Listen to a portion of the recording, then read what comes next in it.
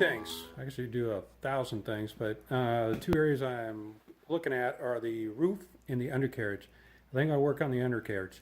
So for a plan of attack, data list.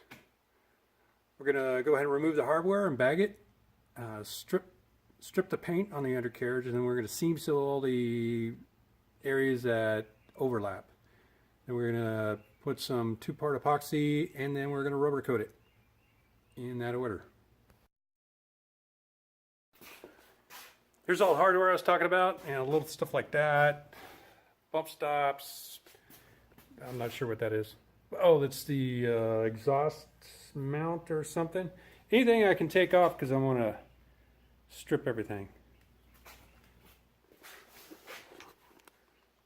Shouldn't take too long to strip all that down. All right, there it is, all stripped down. Looks pretty good. All I have to do is seam seal the overlapping metal and where I welded to make sure it's watertight. Here's the products I'm going to use to seam seal. This is a brushable seam seal. It's great.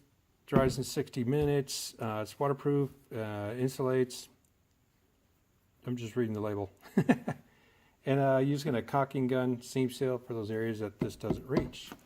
Those areas look like. I'm going to seam seal this area right here. Was never done by the factory. Areas right over here. And anywhere I can't use that brush and I can get in little corners, I'm going to use a caulking gun. All seam sealed up. Here's the areas that I was talking to you before I seam sealed. Just went ahead and overlapped it, got the crevices. I noticed rust there before, cleaned it out, and it shouldn't rust anymore. Again, this is the bottom of the vehicle. I'm not really worried about looks, just functionality. And I did it everywhere. I welded, overlapped everything. So it's gonna be watertight. So next, we're going to go ahead and 2-part epoxy this.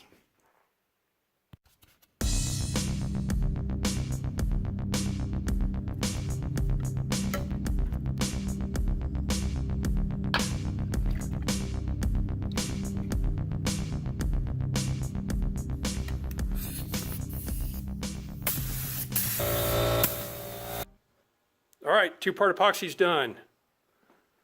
Looks pretty good. See the rough areas where the seam seal was? That's okay, it's all covered up. All right, moving on.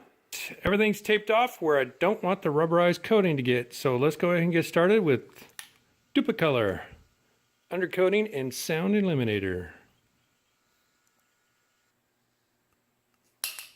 And there you have it. Everything's rubberized everywhere I wanted it to. Turned out pretty good. There are some areas that are lighter than the others, but it's just to protect the bottom and also help with sound deadening and all that. I used 3 cans, by the way. Duplicolor, it's not a paid commercial, but stuff works pretty good. Well, there it is, all finished with all the paper removed. You can see the trunk area now. Looks pretty good. I'm going to call this one done, so we're going to stick a fork in it and move on. So thanks for watching, and I'll see you next time on another section of the car.